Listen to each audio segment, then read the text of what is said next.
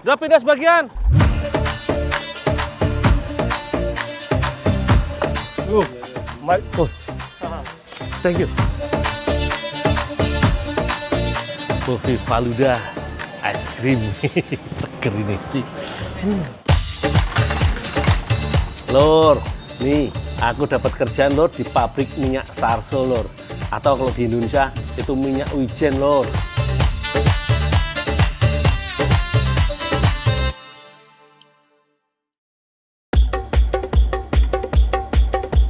Lor, minggu lalu aku berhasil sampai di kota Agra.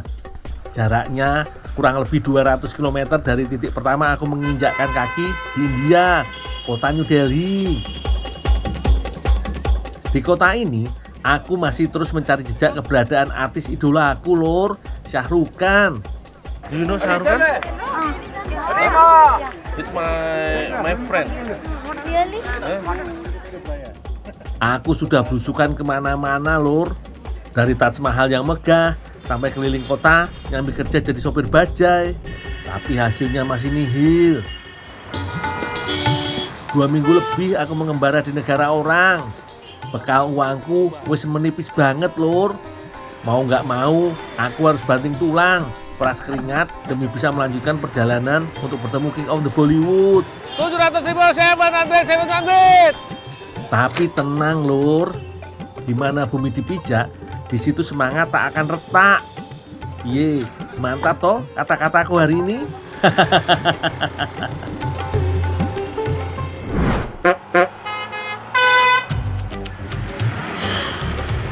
Lur, nasibku lagi mujur. Ternyata gak selamanya aku harus kerja keras di India. Tugasku ngangkut batu merah pakai motor roda 3. Jadi gak perlu capek mikul yo. Di India, pekerjaan ini disebutnya tela gadi. Artinya bukan ketela besar yo, tapi kuli pengantar atau kurir. Sekali perjalanan dikasih upah 8 rupiah, sekitar 15.000 rupiah. Koyo naik angkot, Lur. Jauh dekat harganya sama.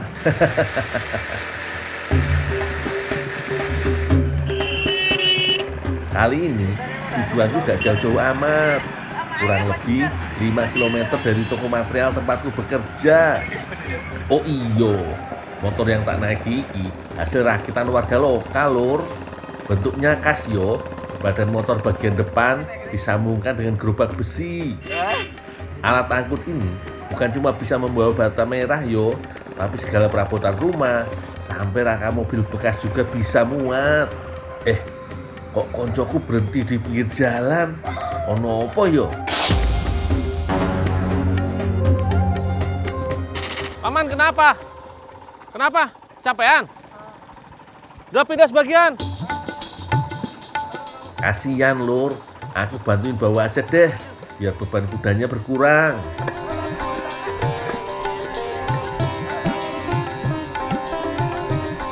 Wis, lumayan lah, paling enggak kudanya gak ngos-ngosan lagi.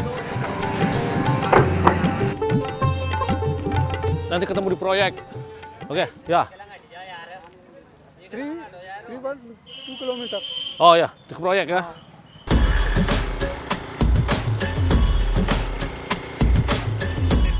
Tumpukan bata di belakangku semakin tinggi, Lur.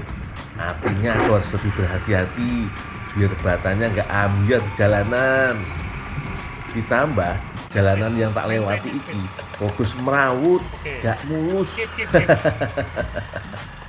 Wis lah, demi keselamatan bersama, kecepatan motornya tak setel di 20 km per jam aja yo.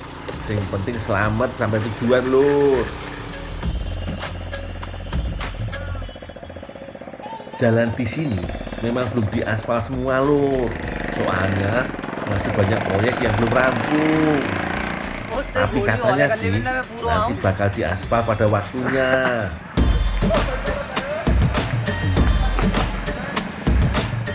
Mbok, debunya berlimpah banget, Lur. Semoga kulitku yang halus dan bercahaya ini gak sampai iritasi yo. Oh iyo, paman penunggang kuda masih jauh tertinggal di belakangku. karena memang mengandalkan tenaga dan muci kuda. Meski begitu, alat transportasi ini masih tetap digunakan karena lebih murah, Lur. Lur, selain kuda dan motor roda 3, di India juga ada gerobak, disebut sebagai nenek moyangnya alat transportasi. Sekitar abad ke-17 di masa kolonial Inggris di India, gerobak mulai ramai digunakan. Makin hari, tampilannya terus berinovasi. Sebelumnya, gerobak berbahan kayu, kemudian berkembang dengan bingkai besi dan ban karet. Bentuknya semakin disempurnakan ketika muncul sepeda. Sepeda kemudian dimanfaatkan sebagai alat untuk menarik gerobak. Tidak sampai di situ, gerobak semakin berkembang pas munculnya motor roda 2. Karena dengan menggabungkan gerobak dan motor, peran gerobak sebagai alat angkut semakin optimal.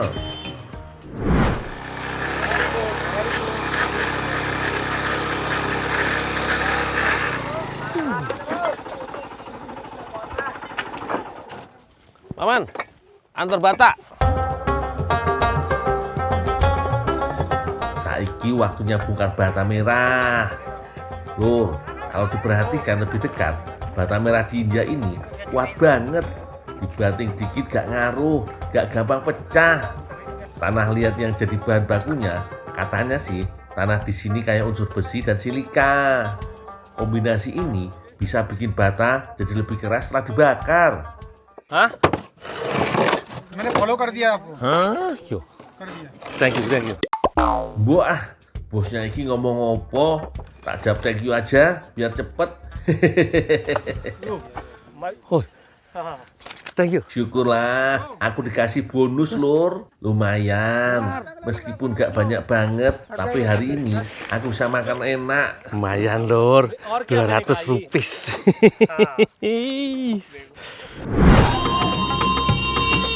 Lur, aku lagi ada di Sadar Bazar di Kota Agra. Kata nih, di sini jadi pusatnya kuliner. Duh, tenggorokanku seret banget setelah seharian berjibaku sama bata merah. Cari yang seger-seger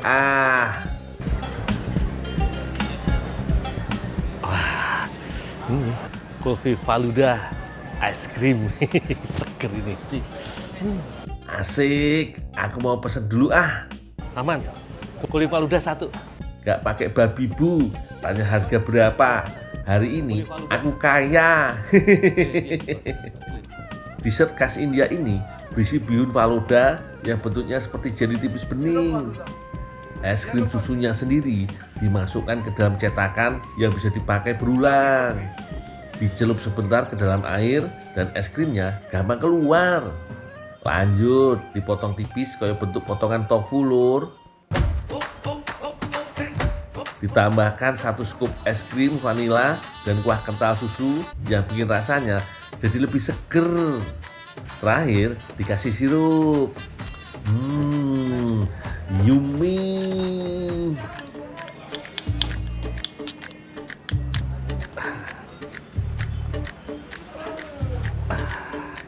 Lur, ini Fahmi Faluda nih, Lur.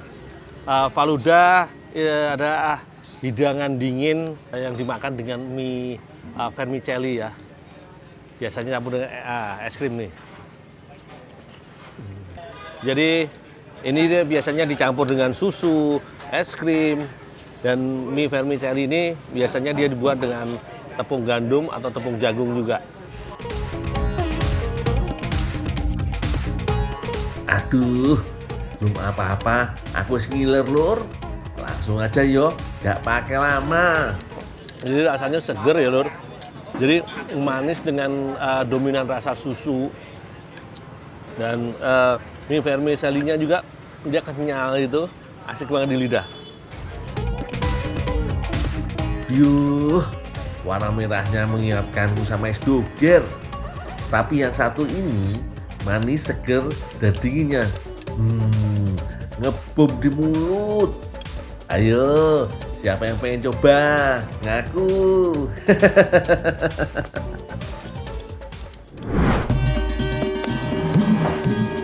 Segar dan manisnya es krim Faluda mengingatkanku pada inovasi es krim yang pernah tak buat. Tapi ojo kaget, es krimku waktu itu bukan es krim biasa. Aku nekat bikin es krim dari bahan eceng gondok. Penasaran toh? Cerita lengkapnya sesaat lagi yo.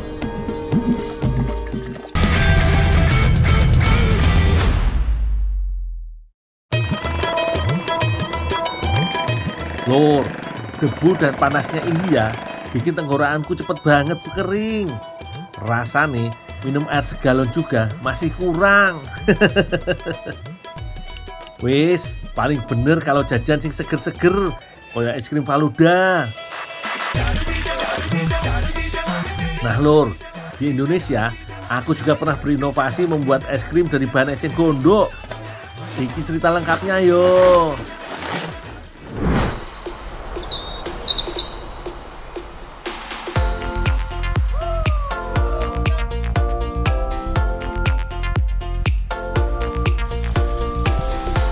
Yo kerja. Rame ya. Ya begini nih, kalau bapak-bapak sudah ngumpul buat kerja bakti, gayeng.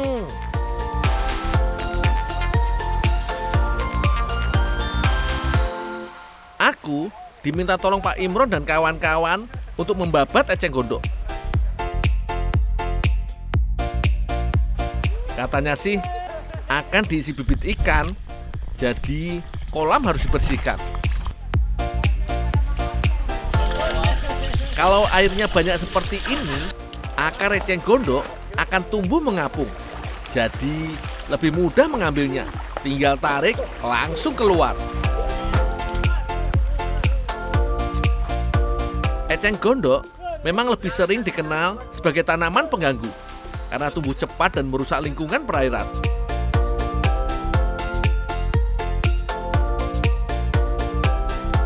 Eits, meskipun begitu, eceng gondok bisa dibuat kerajinan tangan yang punya nilai jual loh. Ya Pak, haus nih tuh. Minum apa ya? Apa ya? Mau nggak Pak? Tak buatin es krim. Mau. Es krim inovasi tapi. Oh, boleh. Dah, Boleh. tak siapin dulu ya. Oke. Aku jadi kepikiran, gimana kalau eceng gondok dijadikan es krim ya?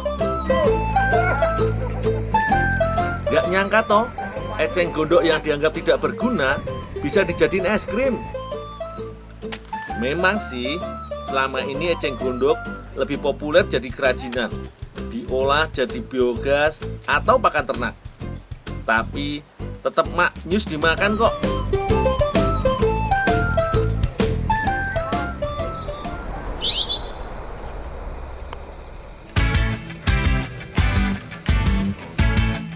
Jangan heran kalau eceng gondok bisa diolah jadi makanan. Daunnya mengandung vitamin yang bagus untuk kesehatan. Oh iya, jangan sembarangan mengolah eceng gondok ya. Ada kandungan asam cyanida di dalamnya. Jadi harus hati-hati. Kandungan asam cyanida dalam eceng gondok memang termasuk sedikit ya. Tapi keberadaannya tidak boleh diabaikan. Harus tetap diolah dengan benar supaya aman untuk dimakan. Ada 3 cara yo untuk menghilangkan kandungan asam cyanida dalam eceng gondok.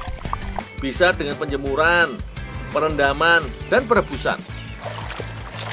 Nah, kalau sudah diolah dengan benar, kadar asam cyanida akan berkurang sampai batas aman untuk dikonsumsi.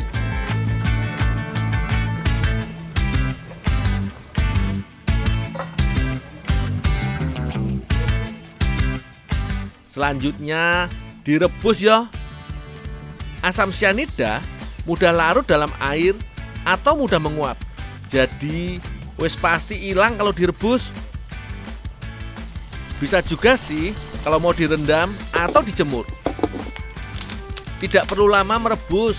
Yang penting eceng gondok empuk dan mudah dihaluskan.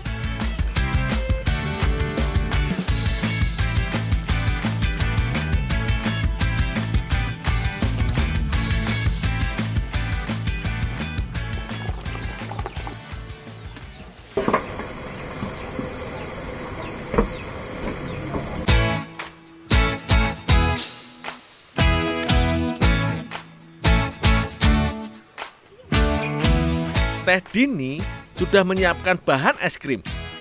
Gula pasir, tepung beras, tepung hungkwe, pelembut es krim, dan vanili. Semuanya dicampur air dan diaduk rata.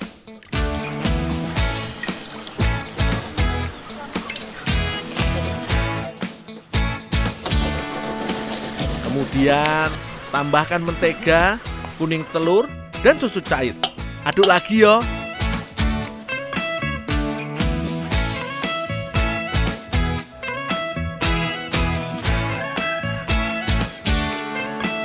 Bahan lain yang gak kalah penting, ya santan, biar manis gurih.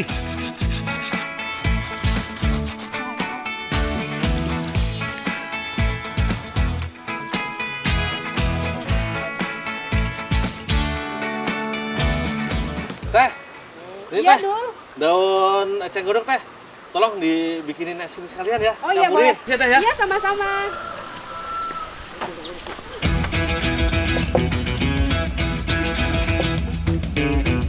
Supaya mudah tercampur dengan bahan es krim, daun eceng gondok harus dihaluskan dahulu.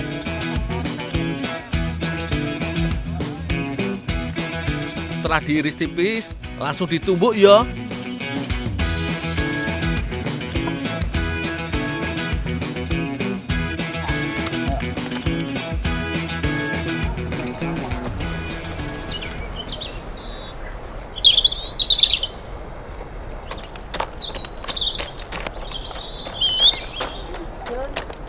Kalau tidak ada lemari pendingin, ada cara tradisional membuat es krim membeku. Suhu termos wadah es krim harus dibuat dingin dulu ya.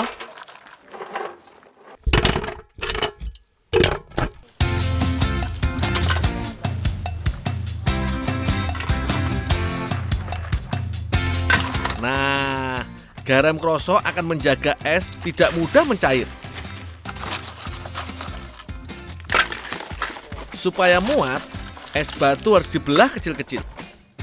Dul. Ini Ya, adonan es krimnya ya. Oh ya. Selanjutnya, masukkan adonan air mendidih dan santan.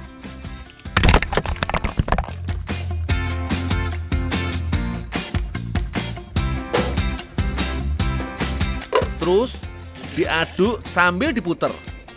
Ini dia alasannya kenapa dikenal juga dengan es puter. Cara buatnya beneran diputer. Dul, ini air santannya sama daun eceng gondoknya. Oh ya Bu.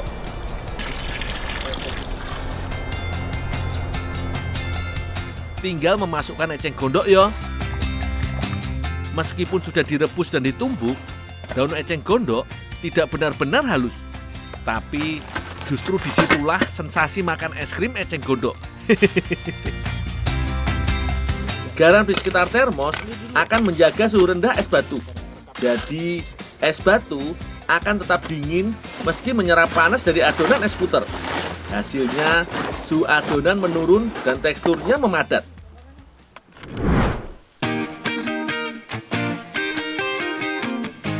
Piye, siang-siang begini kalau lihat yang seger-seger pasti ngiler ya toh?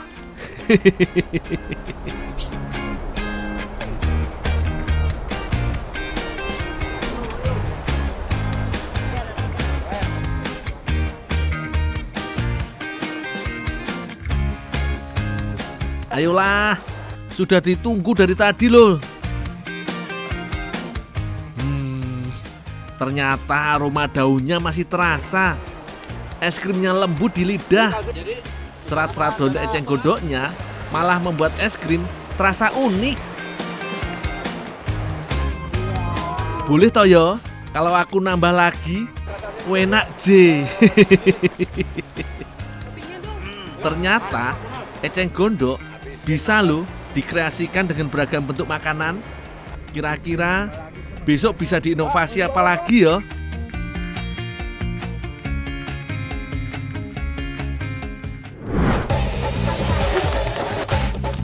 Di India, aku gak cuma kerja kuli pasar lor. Aku juga dapat kesempatan mengenal salah satu bahan wajib olahan kari khas India. Ternyata, di balik rasa dan aroma yang kuat kari India, dimasak menggunakan minyak sarso atau minyak mustard. Habis ini, aku mau bantu-bantu di salah satu tempat pembuatannya. Jangan kemana-mana yo.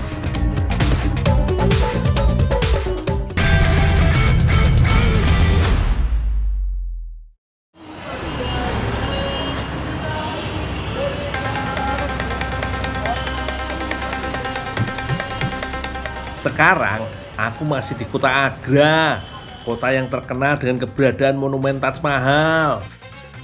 Kota Agra ini terletak di tepi sungai Yamuna di negara bagian Uttar Pradesh, sekitar 230 km dari New Delhi, ibu kota negara India.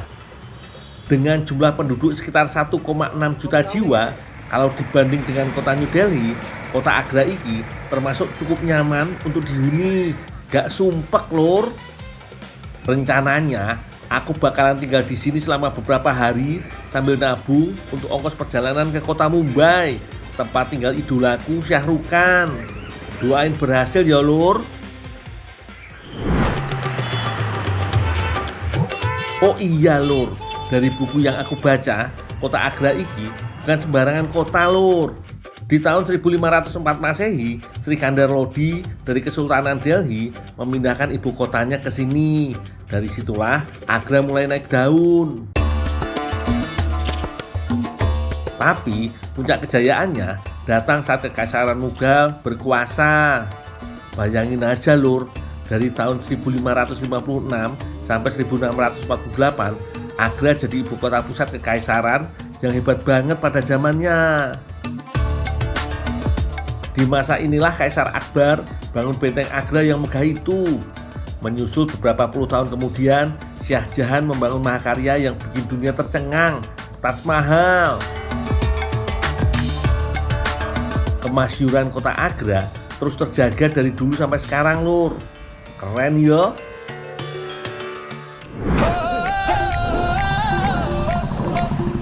Siang ini aku diminta membantu Paman Manju untuk bekerja di lapak pembuatan minyak sarso.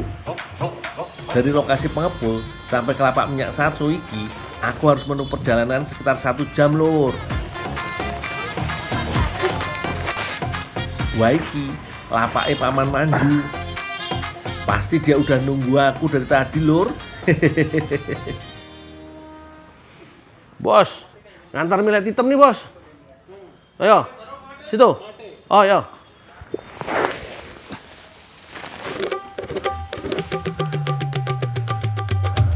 Oh, 37 ya. Langsung buat minyak. Ya.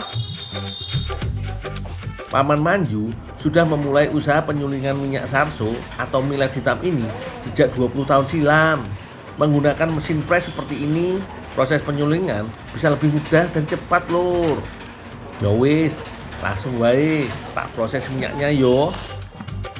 Lumayan lur. Hari ini aku dapat 37 kg biji sarso dari pemasok sekitar. Soalnya menjelang musim dingin kayak gini, pasokan biji sarso mulai sulit didapat di India Utara lor. Sebelum diproses lewat mesin press, biji sarso iki tak pindahkan dulu ke wadah ember lor.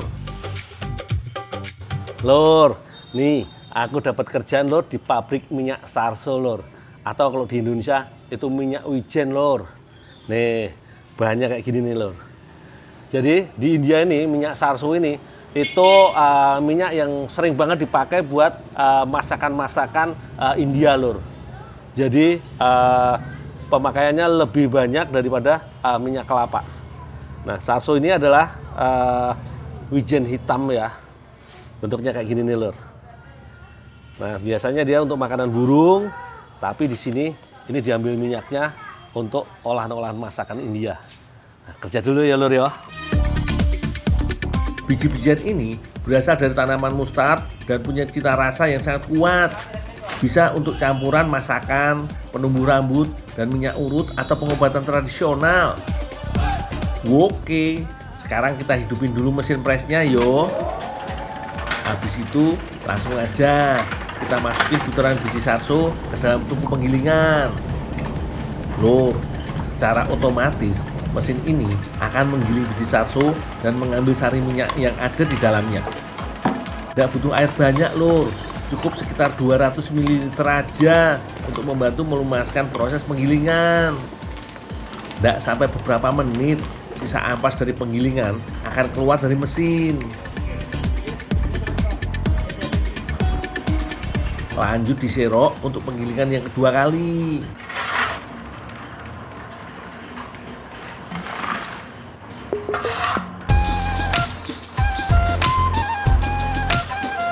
Proses kerja mengubah biji sarso menjadi minyak butuh waktu sekitar 20 menitan aja lur. Gampang yo kalau udah dibantu mesin kayak gini. Hasil penyulingan berupa minyak yang akan langsung masuk ke bagian penampungan dan penyaringan. Iki lo hasilnya langsung kelihatan lur. Minyak yang menetes dari ruang penampungan akan disaring sekali lagi untuk mendapatkan hasil yang optimal. Warnanya yo koyong ini iki lur, kuning-kuning kehitaman, milik minyak goreng yang sudah berkali-kali dipakai. Nah, kalau sudah masuk ke wadah penampungan akhir, bisa langsung kita ambil dan tampung dalam wadah botol. Lur, minyak iki penting banget buat kuliner India. Dengan minyak sarso, masakan khas India jadi lebih lezat dan punya aroma yang khas. Katanya minyak sarso iki juga punya khasiat yang lebih bagus dari minyak kelapa lur. Soalnya minyak ini memiliki sifat antibakteri, antiinflamasi, dan antivirus yang bisa mencegah berbagai penyakit seperti nyeri otot, radang sendi, influenza, dan penyakit jantung. Nah, beres iki, tinggal nunggu pembeli datang lur. Oh, ya bos. Romi? Oh, dan jawat bos, dan jawat ya.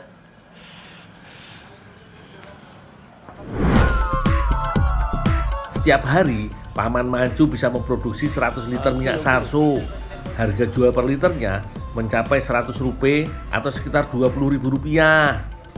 Wah, ternyata Paman Mancu baik juga lur. Aku dikasih 100 rupiah. Lumayan iki buat makan nanti.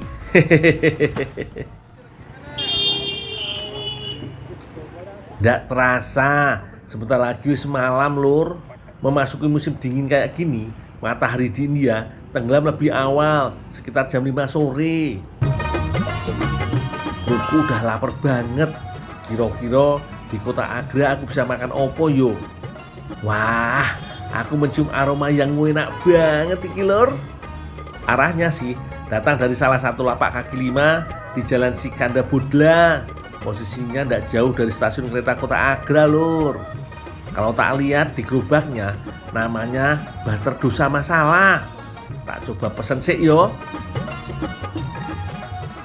Paman, dosa masalah 1 ya. Oh, jadi koyong ini iki lur bentukannya Butter Dosa Masala. Ini adalah menu krep gurih khas India yang dibuat dengan tambahan mentega dan diisi dengan campuran kentang berbumbu rempah. Pantes saja yo, aromanya koyong ndak asing, aromanya khas India. Apalagi cara penyajiannya juga apik tenan lur. Ada kuah kari dan saus katninya sebagai penambah rasa gurih dan asam. Lur, lumayan lur. Habis kerja sana sini dapat duit, bisa makan enak lur. Walaupun malam gini, wis makin banyak yang jualan. Lur, dosa masalah ini lur, dia sebenarnya cuma tepung yang digoreng lur, tapi dia diisi ada kentang, terus ada masala sendiri, kemudian ada kejunya, ada daun bawang dan macam-macam. Yang jelas dimakan dengan kuah kaldu yang gurih banget lur, dan juga butter. Wis, pokoknya banyak-banyak bersyukur lur. Meski lagi di negeri orang, aku tetap bisa makan enak. Wis, tak makan dulu ya lur.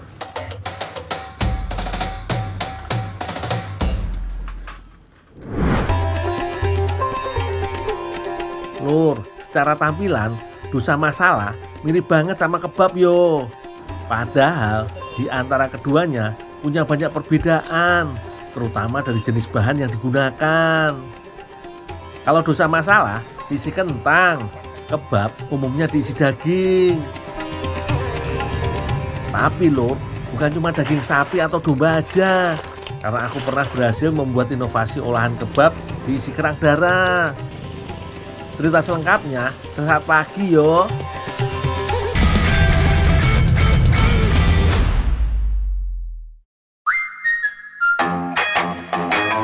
Serupa tapi tak sama antara kebab dan Dosa Masalah. Wis, jangan dipikirin temen-temen yo. Yang pasti di antara keduanya sama-sama enak. Aku jadi inget lur, dulu pas ada di pesisir Kabupaten Serdang Bedagai, salah satu daerah penghasil kerang darah di Provinsi Sumatera Utara. Berangkat dari rasa penasaran, aku berhasil membuat olahan kebab isi kerang darah atau juga disebut kerang bulu. Ini cerita lengkapnya lur.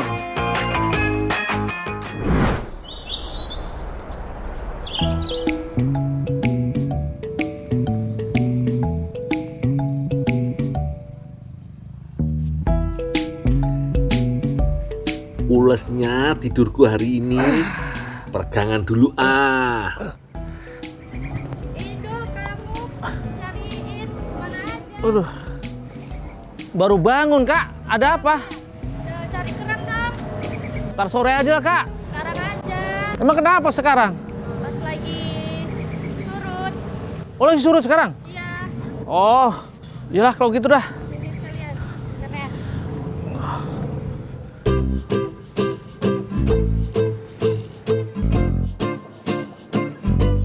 Wah, bener aja lur. Pantai sudah mulai surut pagi ini. Mama-mama sudah mulai berkumpul untuk mencari kerang. Kali ini aku sedang berada di Desa Kuala Lama, Kabupaten Serdang Bedagai, Provinsi Sumatera Utara lur. Untung aja aku gak telat bangun lur. Kalau telat dikit aja, kerangnya pasti sudah dihabisin sama mama-mama di sini. Di Pantai Sri Mersing ini terdapat beberapa macam jenis kerang. Kalau yang di pinggir, ibu-ibu ini banyak yang dapat kerang tahu. Itu loh yang cangkang kerangnya berwarna putih. Tapi kalau di sini kurang seru lur. Nah, gimana kalau kita ke tengah aja? Tuh lihat, banyak ibu-ibu yang berendam sambil cari kerang. Kelihatannya sih di tengah lebih banyak kerangnya. Yang penting aman lur. Nah, kalau di sini dapatnya kerang-kerang bulu lur. Jika dilihat sekilas, kerang bulu mirip dengan kerang darah ya. Bentuk nyangkangnya mirip banget. Yang jadi pembeda adalah bulu-bulu hitam kecil pada cangkangnya. Kerang bulu biasanya mendiami laut dangkal dengan dasar lumpur. Untuk menangkapnya, ya diraba-raba seperti ini lur. Karena ukurannya cukup besar, jadi lebih mudah untuk menerkanya. Tapi yang amsyong, kalau tidak ada isinya alias kosong, cuma cangkang tok. Selain untuk dikonsumsi secara pribadi, kerang bulu yang didapat ini juga biasanya dijual di pinggir jalan maupun di pasar. Wah, kayaknya udah cukup iki lur. Ya udah Bu, aku duluan ke daratannya yo. Ini baru namanya kerjasama yang wapik lur. Kak Firsa dan Kak Rahel udah mempersiapkan bahan dan bumbu yang mau dimasak. Kata Kak Firsa, kali ini kita mau masak kebab kerang bulu lur. Kalau dilihat nih, Kak Firsa sudah mulai mengiris bumbu-bumbu. Ada bawang putih yang digeprek, lalu diiris halus. Untuk mendapatkan sensasi pedas, tambahkan cabai rawit. Kak, aku pesen yang pedas yo.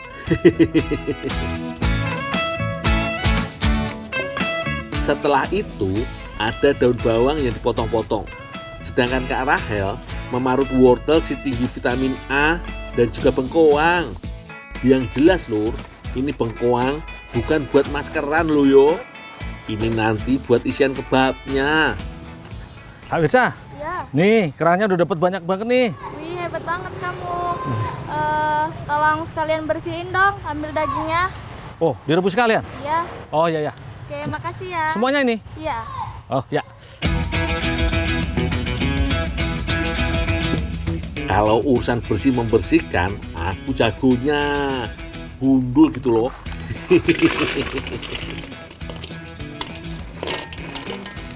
Kerang yang kubawa tadi kan sudah kubersihkan.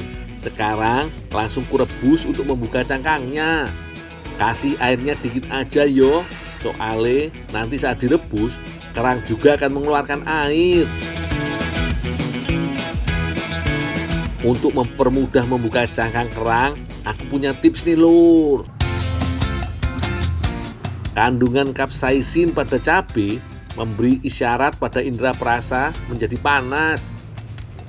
Bukan panas terbakar yo, tapi terbakar dalam rasa. Merebusnya gak lama kok lur, kira-kira 10 menit sampai cangkang kerang sudah mulai terbuka. Nah, kalau sudah terbuka begini, tinggal ambil dagingnya. Saat masih hidup, kerang berwarna kemerahan. Tapi sudah matang, warnanya berubah menjadi oranye.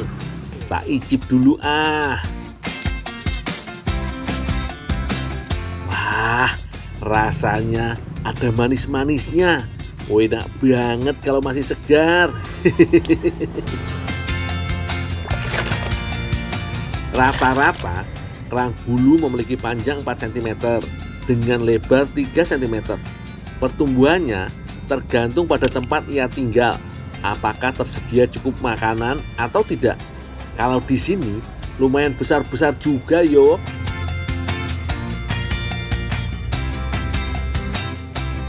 Gundul bahannya yang mau ditumis. Oh iya ya. Kak, bantuan sekalian kak? Oke, aku bantuin ya. Biar cepat. Nah, kebetulan nih kak, perutku meronta-ronta gara-gara nyobain kerang minta lebih banyak.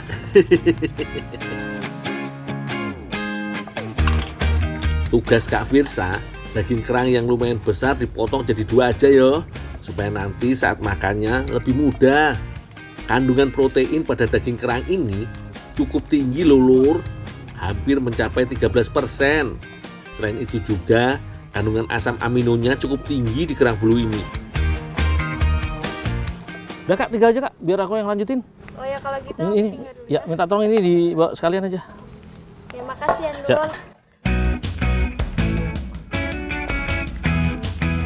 Setelah dipisahkan dari cangkangnya, cuci lagi daging kerangnya agar lebih bersih dari pasir yang menempel. Sekarang siap untuk ditumis.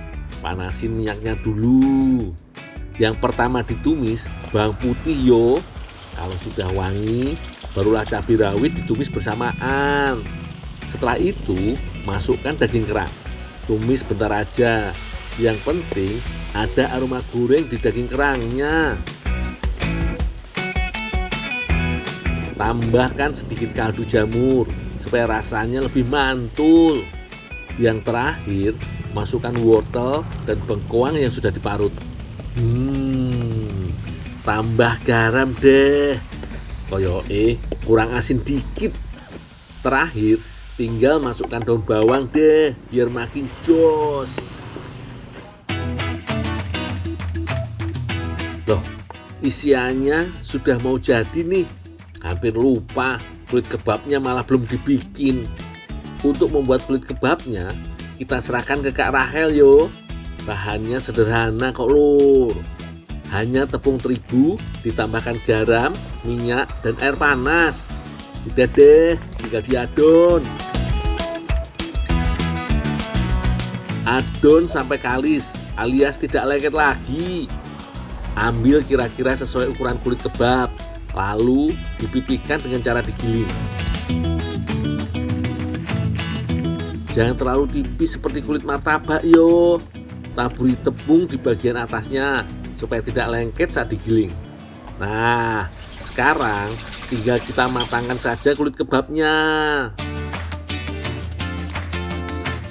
Untuk mematangkan kulit kebabnya tidak perlu pakai minyak yo. Cukup panaskan saja pada wajan, kulit kebab pun akan langsung mateng.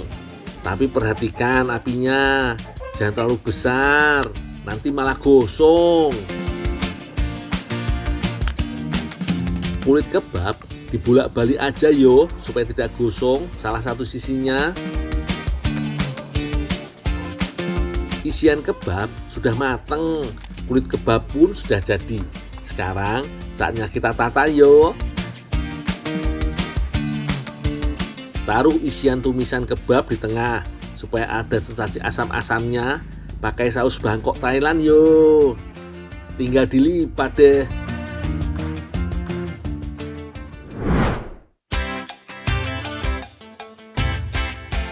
Dan ini dia hasilnya. Kebab kerang bulu ala sedang berdagai. Wih, menarik kali yo lur. Bah, diem baik. Udah jadi, aku nggak dikabar-kabarin. Ini belum selesai semuanya. Ah, udah. Udah keburu lapar aku. Wah, kalian mah enak tuh tadi nggak basah-basahan. Aku tadi ke laut basah-basahan, jadi cepat lapar aku. Ayo, udah, itu tinggal jauh-jauh. Mari makan lur.